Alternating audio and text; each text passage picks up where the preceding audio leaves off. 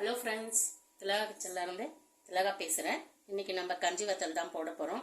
அதுக்கு தேவையான பொருள்லாம் வச்சுருக்கேன். ரேஷன் அரிசி தான் எடுத்திருக்கேன். ரேஷன் அரிசியை நல்லா வாஷ் பண்ணி மிஷினில் கொடுத்து அரைச்சி அதில் 10 அழாக்கு மாவு எடுத்திருக்கேன். நான் 10 அழாக்கு மாவுக்கு 1 அழாக்குக்கு 2 அழாக்கு தண்ணி ஊற்றி கரைச்சி வச்சுருக்கேன். இதில் 1 அழாக்குக்கு 4 அழாக்கு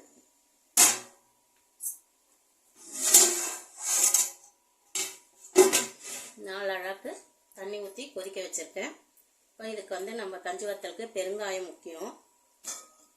பச்சை மிளகாய் நல்லா அரைச்சி வச்சுருக்கேன். அவங்கவுங்க காரத்துக்கு ஏற்ற மாதிரி அரைச்சிக்கலாம். 1 அழாக்குக்கு 4 பச்சை மிளகாய் வரைக்கும் போடலாம். நான் 1 அழாக்குக்கு 2 பச்சை மிளகான்ற கணக்கில் தான் அரைச்சி வச்சுருக்கேன். காரம் கம்மியாக இருக்குது இந்த பச்சை மிளகாய். பச்சை மிளகாய் வேண்டான்னு சொல்கிறவங்க இல்லாமல் கூட நம்ம செய்யலாம். தண்ணி நல்லா கொதிக்குது. ஜவ்வரிசி 1/4 கிலோ வாங்கியிருக்கேன். இதை ஜவ்வரிசி எவ்வளோ அளவு இருக்கோ 2 மடங்கு தண்ணி ஊற்றி ஊற வச்சுருக்கேன். இப்போ தண்ணி கொதிக்குது. இதில் நான் கல்லுப்பு போட்டிருக்கேன். 2 கைப்பிடி கல்லுப்பு போட்டிருக்கேன். இந்த ஜவ்வரிசி இதில் போட்டுக்கலாம். எவ்வளோ நேரம் ஊற வச்ச ஜவ்வரிசியை? 2 மணி நேரம் ஊற வச்சுருக்கேன். ஜவ்வரிசி எவ்வளோ நேரம் வேணால் ஊற வைக்கலாம். ஜவ்வரிசி மாவு ஜவ்வரிசியாக பார்த்து வாங்கிக்கோங்க.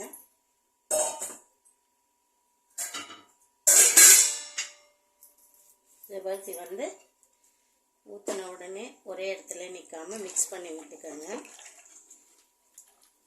இப்போ நல்லா வேகட்டும். வெந்த உடனே ஜவ்வரிசி எல்லாம் மேலே வரும். மேலே வந்தாலே ஓரளவு வெந்துடுச்சுன்னா இப்போ வேகட்டும். நல்லா கொஞ்சம் மூடி போட்டு வச்சிடலாம். பெருங்காயம் கூட நம்ம எவ்வளோ வேணாலும் போடலாம். பெருங்காயம் போடும்போது நல்லா டேஸ்டாகவும் உடம்புக்கு நல்லதும் கூட. அதனால் பெருங்காயத்தூள் தான் எடுத்துருக்கேன். நான் ஒரு 1/2 டப்பா எடுத்து மிக்ஸ் பண்ணி வச்சுக்கிறேன்.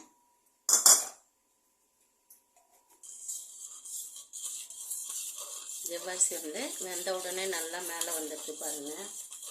நடுவில் கிளறி விடுங்க. பெருங்காயத்தூள் மிக்ஸ் பண்ணி வச்சுருக்கேன். எல்லாமே எக்ஸ்ட்ரா தண்ணி வேண்டாம். நான் சொன்ன தண்ணியிலேயே நீங்கள் கொஞ்சம் நிறுத்தி வச்சுக்கிட்டு அதில் மிக்ஸ் பண்ணிக்கோங்க. பச்சை மிளகாய் அரைக்கிறது, பெருங்காயம் கரைக்கிறது, அது மாதிரி. நல்லா கொதிக்கட்டும். தண்ணி நல்லா கொதிக்குது பாருங்கள். ஜவ்வரிசி எல்லாம் மேலே வந்திருக்கு. ஓரளவு ஜவ்வரிசி வெந்துடுச்சு. இந்த பக்கம் நம்ம ஒரு குண்டான சுடு தண்ணி போட்டு வச்சுக்கலாம். நல்லா கொதி வந்துச்சு. இது தண்ணி சப்போஸ் பத்தலைன்னா மிக்ஸ் பண்ணிக்கலாம். இல்லைன்னா நம்ம நாளைக்கு காலையில் யூஸ் பண்ணிக்கலாம். அதுக்காக முன்னெச்சரிக்கையாக முதலே போட்டு வச்சிடுறேன். இந்த மாவு நீங்கள் கரைக்கும் போது கட்டிகள் இல்லாமல் நல்லா கரைச்சிக்கோங்க. பார்த்தாலே உங்களுக்கு தெரியும் பாருங்கள். கட்டியே இல்லை பாருங்கள். இந்த மாவில் கட்டி இருந்துச்சுன்னா நீங்கள் கஞ்சி வத்தல் போடும்போது கட்டியாக வரும். அதனால் கரைக்கும் போதே நல்லா கட்டியாக தண்ணியாக கரைச்சிக்கோங்க. இந்த அளவு கட்டியே இல்லை பாருங்கள். கொஞ்சம் கொஞ்சமாக ஊற்றி நம்ம இதில் மிக்ஸ் பண்ணிக்கலாம். நல்லா கொதி வந்துடுச்சு. ஸ்டவ் சிம்மில் வச்சுக்கலாம்.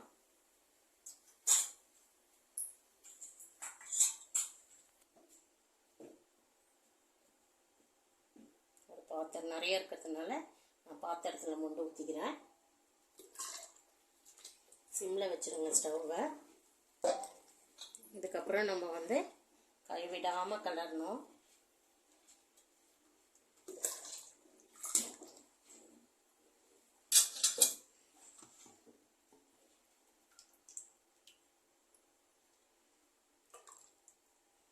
எல்லா மாவும் ஊற்றிட்டு பார்க்கலாம். எல்லா மாவையும் ஊற்றியாச்சு. ஸ்டவ்வை தீயை பெருசு பண்ணிக்கோங்க. நல்லா மிக்ஸ் பண்ணிக்கணும். நம்ம வைக்கிற பாத்திரமும் அடி கனமான பாத்திரமாக வச்சுக்கோங்க. அப்போ தான் அடி பிடிக்காது.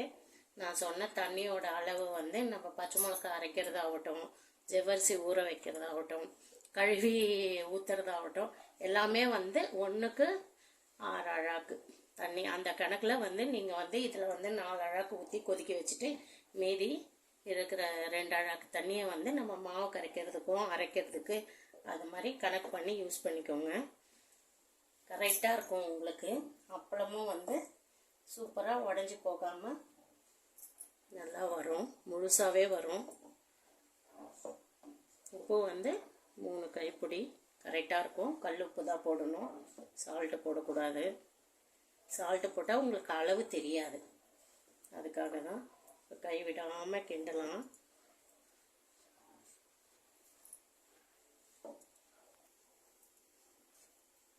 கொஞ்ச நேரம் ஆன உடனே இந்த பச்சை மிளகாய் விழுதை வந்து இதில் மிக்ஸ் பண்ணிக்கலாம்.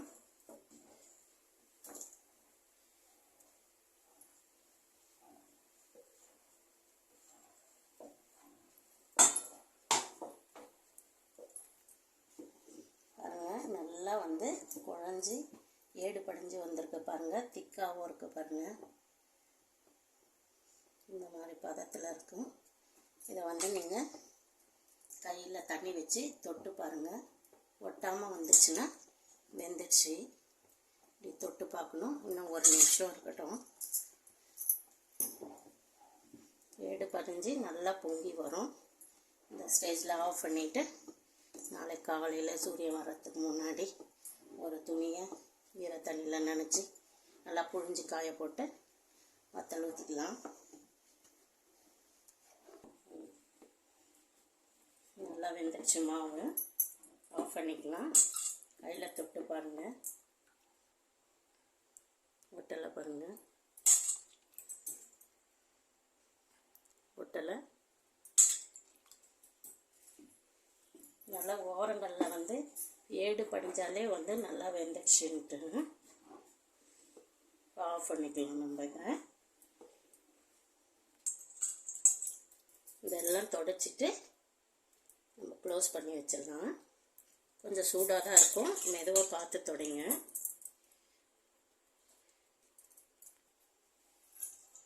நல்லா ஏடு படிஞ்சிருக்கு பாருங்கள். இப்போவே இதை அப்படியே மூடி போட்டு வச்சிடலாம்.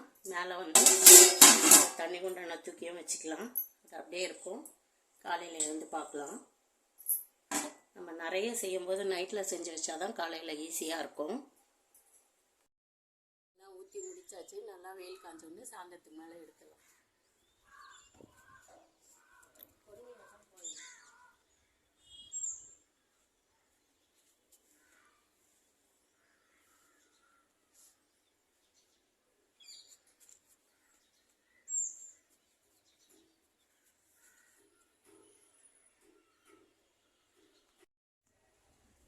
வத்தல் வந்து ஊற்றி வச்சாச்சு. இந்த அளவு தான் காஞ்சிருக்கு.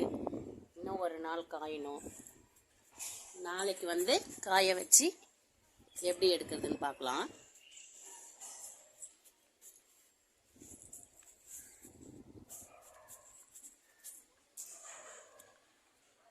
நல்லா வெயில் காஞ்சிருந்ததுன்னா 1 நாள் போதும். இன்றைக்கி வெயில் அவ்வளோ இல்லை, அதனால் இந்த அளவு தான் காஞ்சிருக்கு. நாளைக்கு 1 நாள் காய வச்சுட்டு தண்ணி தெளித்து எடுக்கலாம். நாளைக்கு பார்க்கலாம். ஓகேவா? வெயிலில் நல்லா காஞ்சிச்சு. காஞ்சதை வந்து இந்த மாதிரி தண்ணி தெளிச்சுட்டு துணி மேலே போட்டு தண்ணி தெளிச்சுட்டு நம்ம பிச்சு எடுத்துக்கலாம்.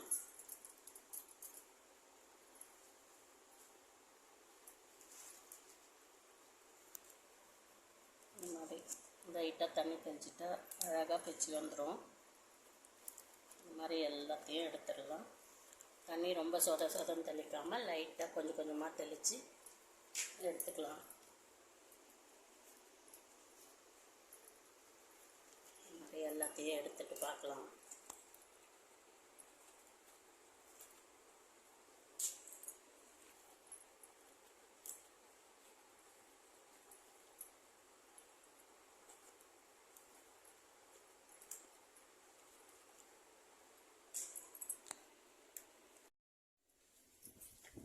வத்தல் பாருங்கள் நல்லா காஞ்சிடுச்சு.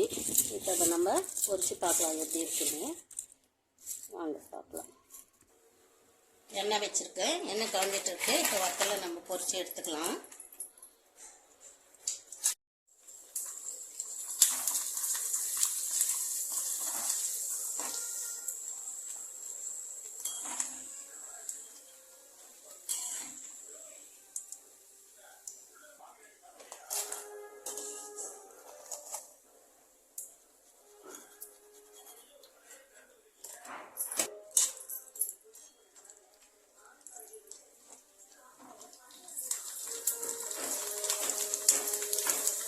கேபேஜ் வத்தல் ரெடி ஆயிடுச்சு.